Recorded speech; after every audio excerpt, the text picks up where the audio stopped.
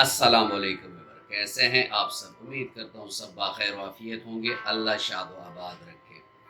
Viewers, आज का topic फिर मेल इनफर्टिलिटी यानी मर्दाना भांजपन पर है, क्योंकि इसके काफ़ी सारे केसेस हमने अपने थ्रू आउट क्लिनिकल लाइफ में देखी हैं और उसकी वजूहात पर भी हमारी नज़र होती है।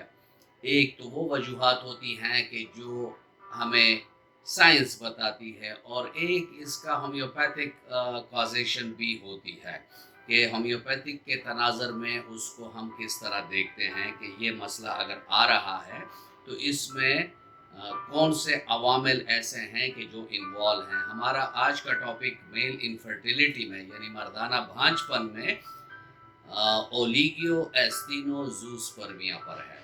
इसमें क्या होता है, ओलिगो एस्टिनोज़ूस्पर्मिया क्या होता है, इसकी वजूहात क्या होती हैं और इसका इलाज क्या मुमकिन है होम्योपैथिक में, इस पर हम बात करेंगे। साथ में मैं आपको एक ऐसा फूड टिप भी बताऊंगा जिसके इस्तेमाल से हमारे बहुत सारे पेशेंट्स को बहुत कम टाइम में वो रिजल्ट्स मिले हैं कि जो अद्वियात के साथ सालों में भी नहीं मिलते।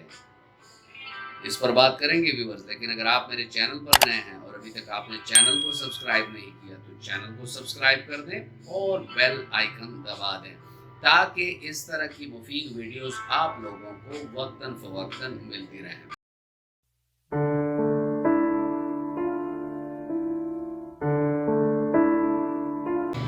व्यूअर्स, ओलिगियो एस्टिनोज़ूस्पर्मिया क्या होता है। ओलिगियो मीन्स कमी, यानी स्पर्म की मकदार भी कम होती है। एस्टिनोस्पर्मिया का मतलब होता है कि उनकी मोर्टेलिटी सही नहीं होती, यानी इसकी जो अपनी एक मूवमेंट होती है स्पर्म की वो भी अफेक्ट होती है।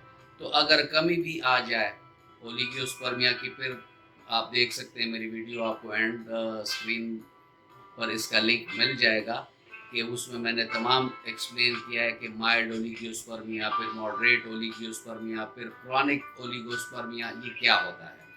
तो उसमें आप ये इन डिटेल भी देख सकते हैं, या मैं डिटेल में नहीं जाऊंगा, यहाँ मैं सिर्फ आपसे वही बात करूंगा कि जिस पर ये वीडियो है, यानी ओलिगियो एस्टिनोस्पर्मिया क्या होता है, इसकी वजूहात क्या होती हैं। तो चलते हैं और वजूहात को देखते हैं कि ओलिगो एस्टिनोस्पर्मिया की वजूहात क्या है। व्यूअर्स, इसमें जो काजेशन ज़्यादातर देखने को मिलती है उसमें ये होता है कि बाज़ औक़ात स्पर्म्स में एंटी स्पर्म एंटीबॉडीज़ होती हैं, जो हमारी वाइट ब्लड सेल्स हैं वही हमारे स्पर्म को खाने लग जाते हैं, उनको कम कर देते हैं, उनकी मोर्टेलिटी को सफ़र कर देते हैं। इस पर मेरी पिछले दिनों ही वीडियो आई है। इसके अलावा ऐसे लोग जो नशा आवर चीज़ों का इस्तेमाल ज़्यादा करते हैं, जैसे शराब हो गया, ड्रग्स हो गई हैं, मुख्तलिफ़ गोलियाँ हो गई हैं, साथ में चर्स, आइस और मुख्तलिफ़ किस्म के अफ्यून खाना या और नशे करना, तो उसकी वजह से भी ये मसला आ जाता है। ऐसा भी होता है कि जिन लोगों की उम्रें 45 साल से बढ़ जाती हैं तो उनके स्पर्म की कमी भी आती है और साथ में उसकी मोर्टेलिटी में भी फ़र्क आता है। और उसके अलावा अगर किसी की जॉब नेचर है कि वो किसी फैक्ट्री में काम कर रहा है और वहाँ केमिकल्स, फर्टिलाइज़र हैं, इंसेक्टिसाइड, पेस्टिसाइड की फैक्ट्रीज हो गई हैं, यानी ऐसे केमिकल जो हम फ्यूमिगेशन यानी सांस के ज़रिए अपने सांस में ले जाते हैं और उसकी वजह से खून टॉक्सिक हो जाता है, और वही टॉक्सिक खून जब टेस्टिस में सर्कुलेट करता है तो वो स्पर्म की क्वालिटी और क्वांटिटी दोनों को मुतासर करता है। इसके अलावा कोई इन्फेक्शन हो गया, उसकी वजह से भी ये मसला आ सकता है।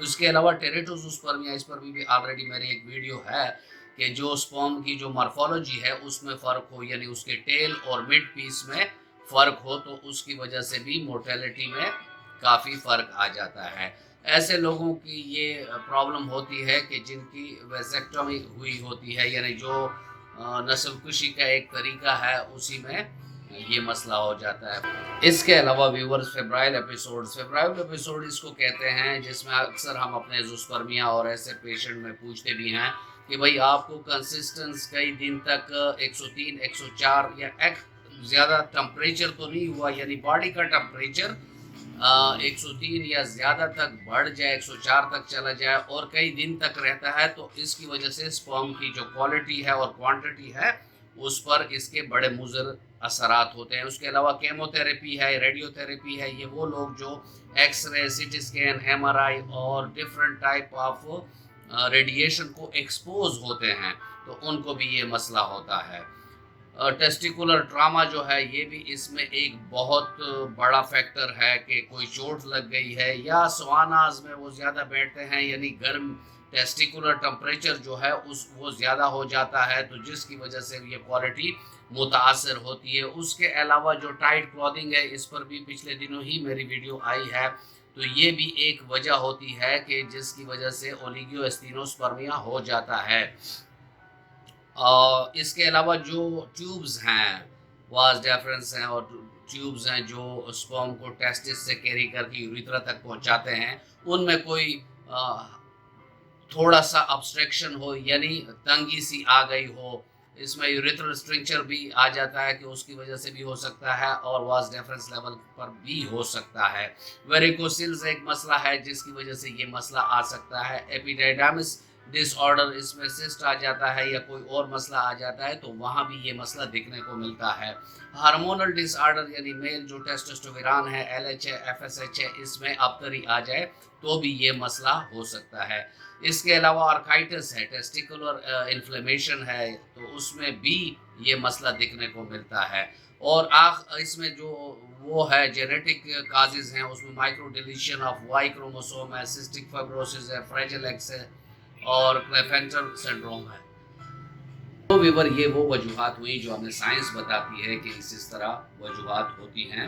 اس کے علاوہ ہومیوپیتھک کے اسکول آف تھاٹ میں ہم کیا دیکھتے ہیں, اسپیشلی جب ہمارے مردانہ نظام میں کوئی ابتری آتی ہے تو ہماری پرائمری کازیشن, یعنی آپ اس کو اس طرح لے لیں کہ اگر میرے پیشنٹ سوال کرتے ہیں کہ ڈاکٹر صاحب پھر اولیگو اسٹینوسپرمیا کا آپ لوگ کیا کرتے ہیں, یا ہومیوپیتھک میں آپ اس کا کیا علاج کرتے ہیں, تو اس میں ہماری پرائمری کازیشن وہی میازم ہوتا ہے. میازم کو دیکھتے ہیں, میازم کی ٹریٹمنٹ دیتے ہیں, اور اس کے بعد اس کی سیکنڈری کازیشن پاتے ہیں. ویریکوسیل ہے, ہائیڈروسیل ہے, ٹیسٹیکولر ٹراما ہے, ٹیسٹیکولر انفلیمیشن ہے, اینٹی باڈیز ہے, پس سیل زیادہ آ رہا ہے, وائٹ بیسیز, مطلب کہنے کا یہ ہے کہ اس میں وائٹ بیسیز زیادہ پائیوسپرمیا جس کو کہتے ہیں وہ زیادہ ہو رہا ہے. تو ان وجوہات کو ہم پہ ریکٹیفائی کرنے کے لیے ہمارے پاس میڈیسن ہوتے ہیں, اور اسپرم کی پروڈکشن کو زیادہ کرنے کی میڈیسن ہماری ہومیوپیتھک میں کافی زیادہ ہے, جیسے ڈامیانا ہے, اسواگاندھا ہے, اس کے علاوہ سینابیرس ہے, اس کے علاوہ ایکس ریز ہے, اس کے علاوہ ہمارے پاس ایسی ادویات بھی ہیں کہ جو جینیٹک میک اپ پر کام کر کے اسپرم کی کوالٹی اور کوانٹٹی کو امپروو کرتے ہیں.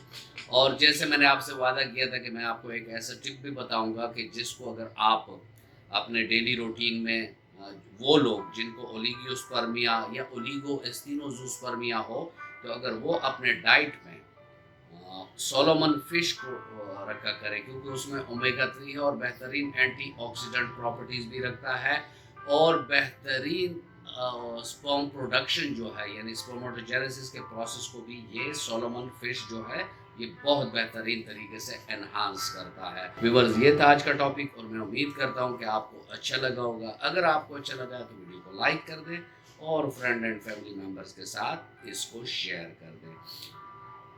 ملتے ہیں کسی ایسی ہی اچھی ویڈیو میں, تب تک کے لیے اجازت, اللہ حافظ.